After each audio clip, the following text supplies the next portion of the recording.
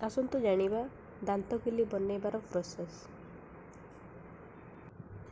प्रथम गोटे पात्र नेबे से किछि बेसन नहीं लुण हलदी लंका गुंड दई ताको भल भाव में गोलई देबे। अल्प अल्प पानी दई ताको भल भाव में गोलई नेबे जमिति कि हमर बेसनटा अधिक पानिया हो नथिबो कि अधिक काठुआ हो नथिबो। तळिला भलिया ताको भल भाव में दଳି नेबे किंतु अधिक टाण करेनि जमती रुटी कला अटाटा टाण तला हुए टाण हेनी नरम हो रहा दरकार।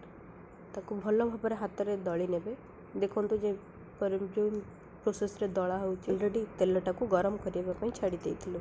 तेल ऑलरेडी गरम हो जाइए आमर जी जो कौन चाहिए मुड़की बनवाई से प्रोसेस से स्टाइल बनई पारे।